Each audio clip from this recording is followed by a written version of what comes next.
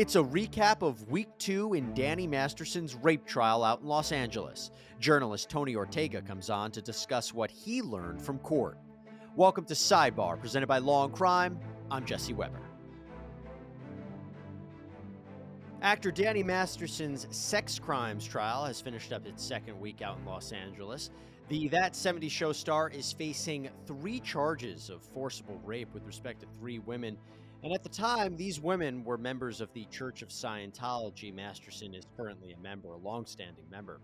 And this all allegedly happened between 2001 and 2003. And I should note that if he's convicted, he faces a lengthy prison sentence because he could face up to 45 years to life in prison. That's what we're talking about here. So we want to talk about week 2 and some of the top moments. You know who I'm bringing in. I'm bringing in journalist Tony Ortega, who's not only been following this case and has been a frequent contributor on the Danny Masterson story here on Sidebar, but he is actually in Los Angeles. He's outside the courthouse. He has been inside that courtroom as proceedings have been underway. Now, Tony is the founder of the Underground Bunker, where he writes about Scientology-related issues. You can find him at tonyortega.substack.com. Tony, good to see you once again. Jesse, thanks for having me on. Let's go through it. So week 2 was very interesting. I think we should start with the testimony of Jane Doe 3. Obviously, one of the accusers, very important. What can you tell us about her testimony? Right. So if Jane Doe 1 was the sort of center of week 1, then Jane Doe 3, who followed her, was really the kind of highlight of this week.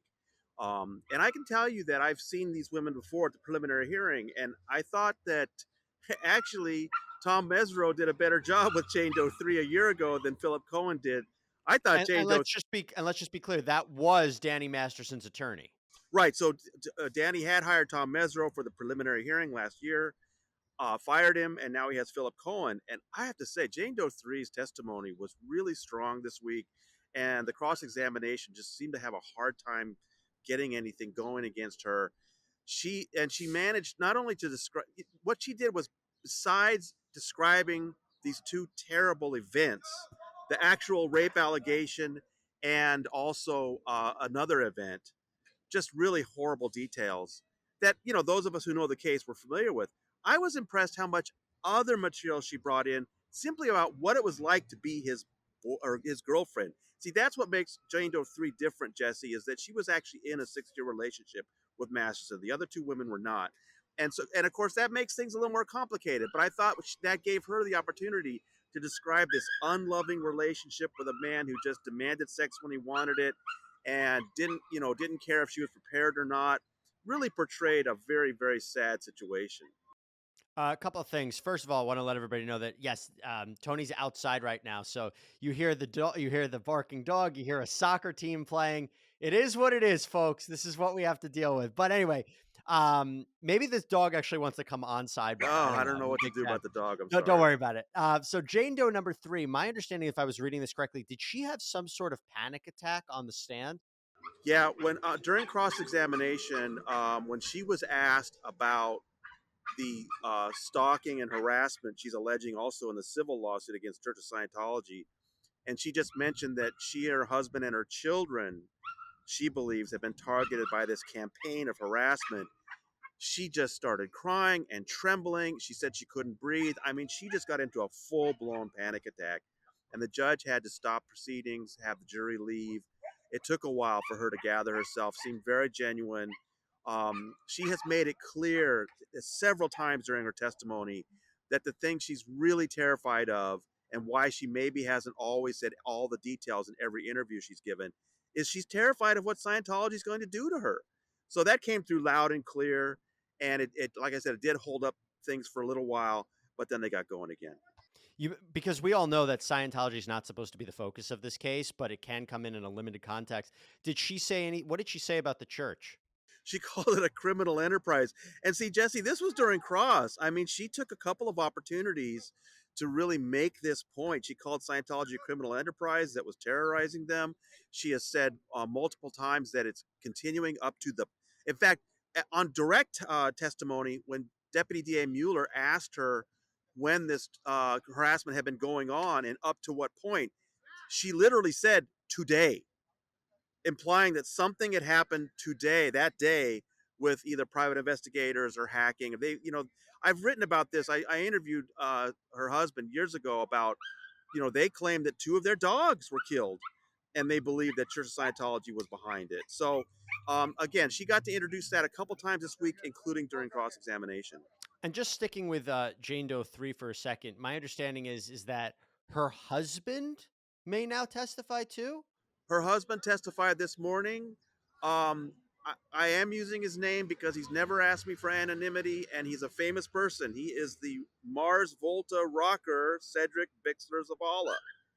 And he came in today to talk about what it was like to learn from his wife that she claimed, 10 years earlier, she'd been assaulted by Masterson. And that, and she has said in testimony that because of her involvement in Scientology, she wanted to protect Masterson to a certain extent. And, it's their testimony that Cedric was the first one to tell her, you were raped. And that convinced her to go to law enforcement at that point. Wait, you mean she didn't initially understand it to be that? Her testimony is that she knew something, it shouldn't have happened, but it happened. And she went to the church initially. I think she did say rape when she went to the church, and the church said, don't use that word. We don't use that word here.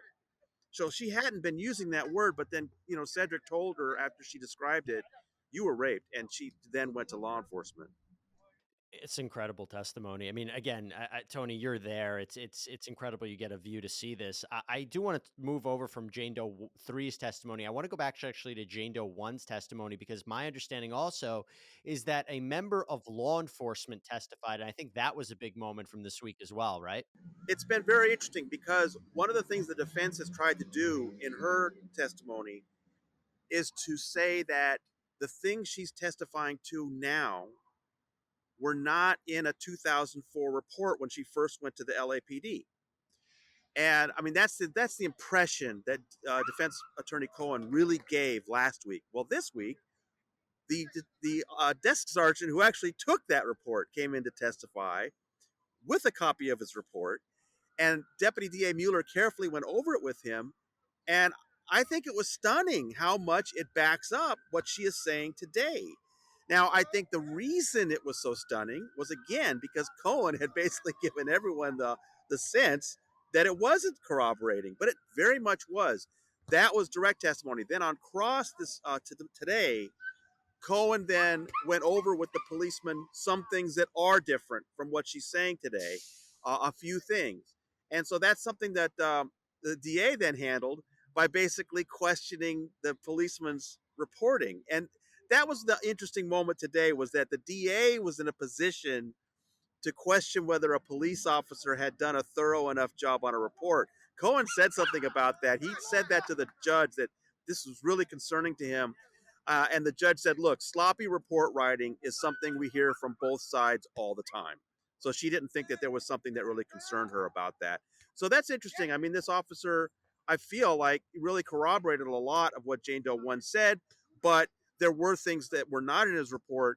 And the question then is, why not? And that question was kind of left hanging in the air. And I believe we're now going to be, the next witness will be another LAPD detective who also followed up on the case. So I'll give you about, I mean, and that's always interesting that the jury's going to have to now weigh, at least with this, whether or not it was sloppy reporting or she was being inaccurate, the accuser. I'll give you about 30 seconds here, Tony, real quick. After week 2, these first 2 weeks, how strong is the case against Danny Masterson?